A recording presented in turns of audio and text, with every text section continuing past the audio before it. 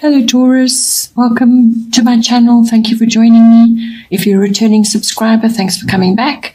If you are new, then please don't forget to like and subscribe. I hope you enjoy the reading. It's a general reading. I work with the 12 houses of the zodiac. So as the cards are appearing in each house, then those are the influences that are coming to bear at this time. So in the first house, we have the air element communicating. So your first house is the house of yourself, your appearance, your vitality, your physical body, exactly how you look. It's also how you are perceived by others. So it's your personality, your characteristics, and it's also how you project yourself outward to other people. So what you are projecting is also going to be perceived by them. So that all comes under the first house. It's also your self-oriented interests, whether this is a physical activities or just everything to do with yourself. Okay, so now with air element communicating coming in there, this is, you may be wanting to initiate something in this house, or you need to be making some kind of decision. It really depends on how you are using the energies. But if you are approaching something and you need to just weigh it up, then this is telling you to think things through before taking action. Mull it over in your mind, weigh it up, use your reasoning abilities, and do everything you can so that you can clearly see what needs to be done. You may also need to put down in words what it is that you want, because that's a really powerful action from your thoughts into actual words and then writing. You're going to need to be honest with yourself and honest with others as well. Yeah, this card may also bring in the energy of you having to be inventive in some way. So whether this is reinventing yourself or how you communicate with others or how you appear to others or just your appearance in general, or how you are projecting yourself outwards, possibly just the way you are communicating, and also the way you are moving forward in the world. So it's your personal independence. So you may be changing that up as well.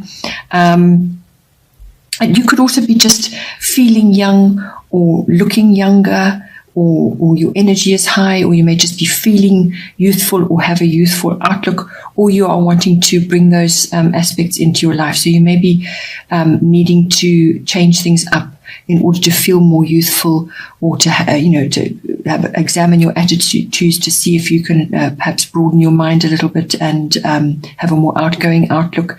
This can all come in for you. This card is also the card of manifestation. So your self-talk, how you talk to yourself, so what you think and what you say really needs to be positive at this time, because then that is what you're going to manifest. And it's a habit that you need to develop.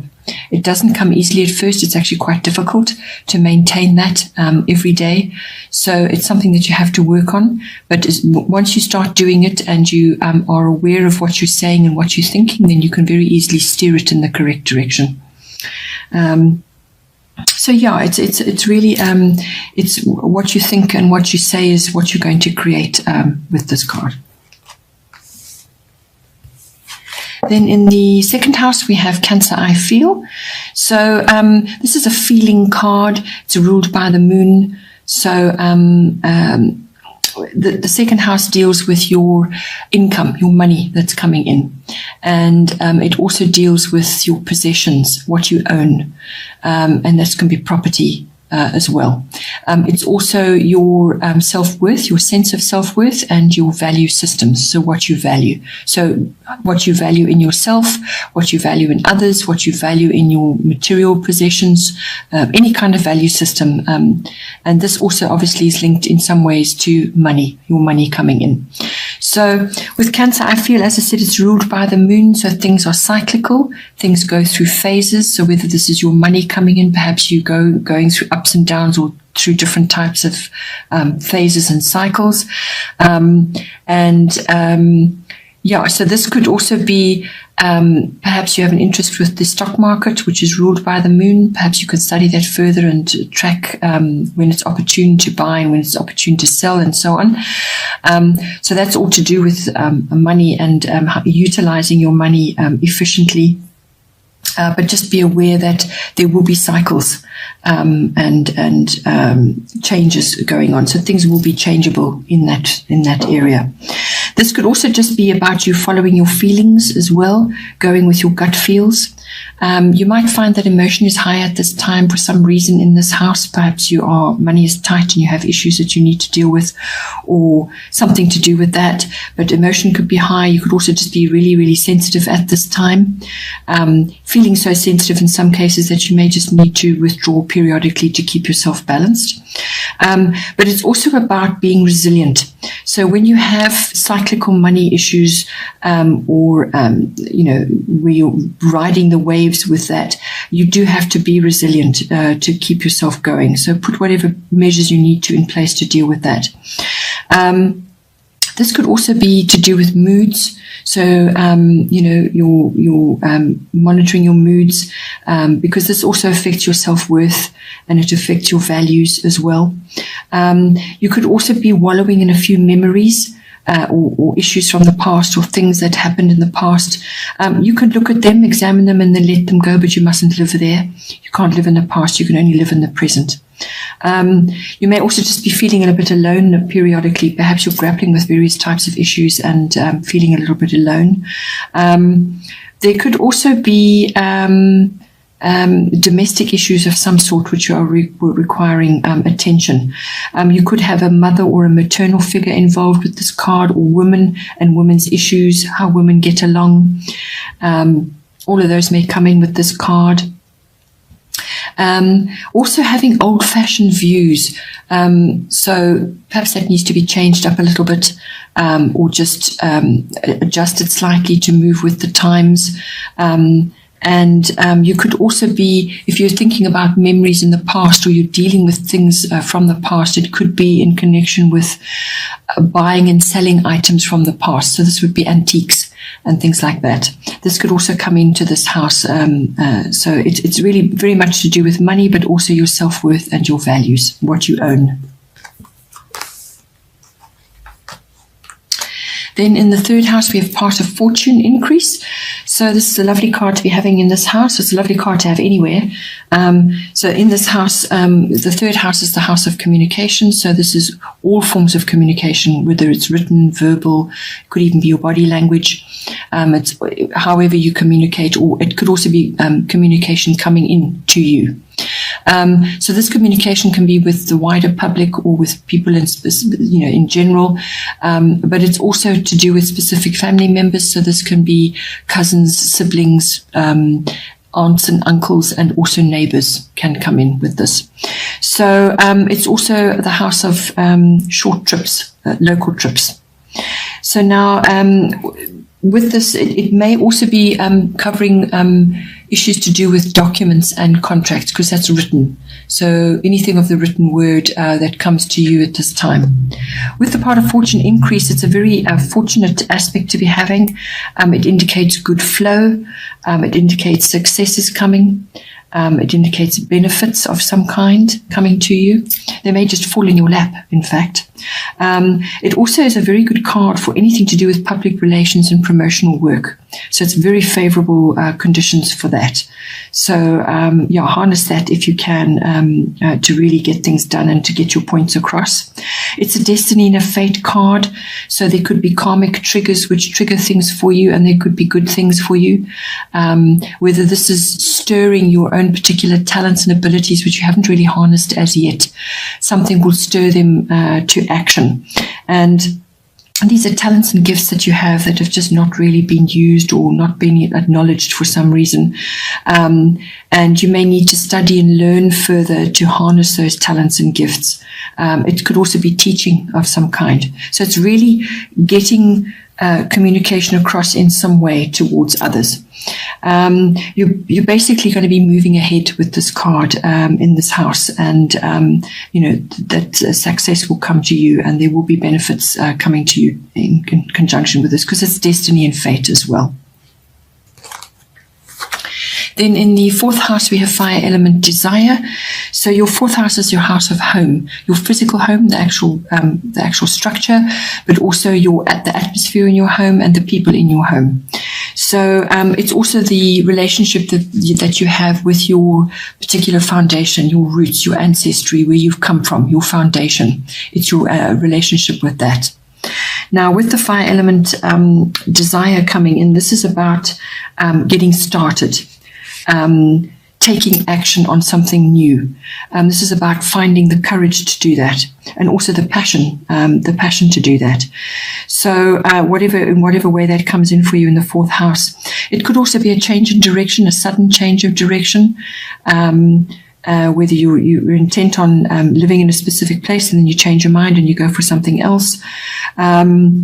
It could also very well be quick changes of some kind. So you may have an epiphany or a wake-up call of some kind as well, which stirs you into action. And that may be in the direction of your dreams or in the directions of something that you've been mulling over and wanted to do, but you suddenly find the courage and the wherewithal to get it done. You may, if it's to do with somebody in your home, you may have to take assertive action with someone to get clear, to put your cards on the table and get clear about everything, to clear the air. That may need to be done. You may also need to just protect your interests in some way as well. Maybe there's influences in your home which don't have your best interests at heart. So just be aware of that. If you're redoing your home in some way, or you're changing your home in some way, you can bring in the warmth and the fiery element into your home. So those are the colors associated with that. Make your home warm and welcoming. And associated with that is anything to do with fire, and also electrical things and anything in the kitchen.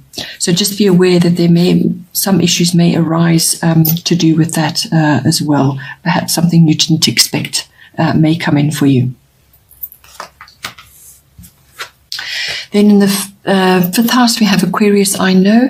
Your fifth house is the house of your creativity, creative projects that you may be working on, or your own personal creativity with whatever you do.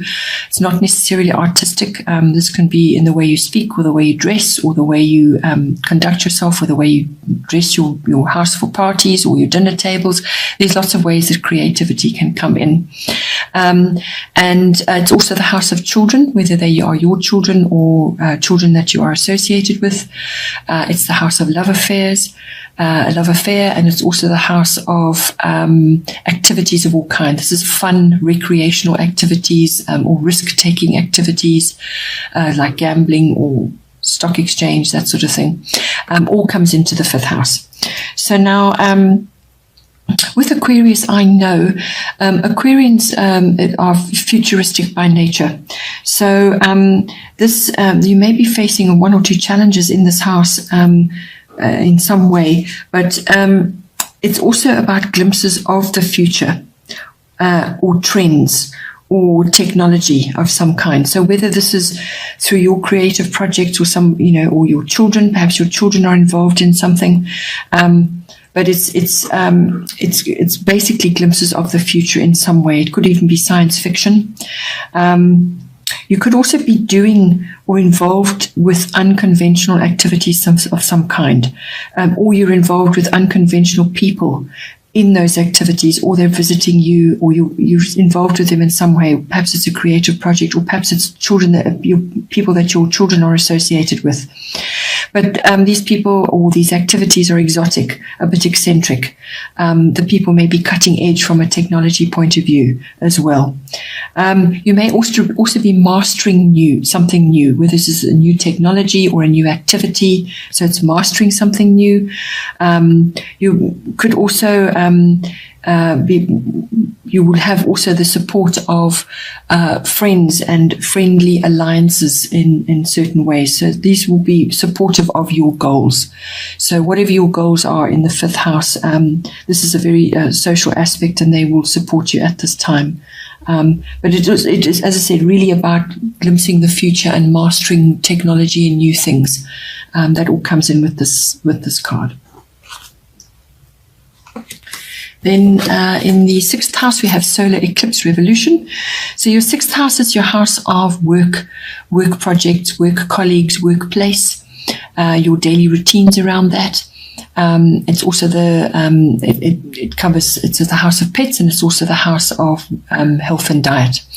So now I feel with this, probably it's associated with making changes, or changes will be coming for you in some way. So there is a revolution of some kind.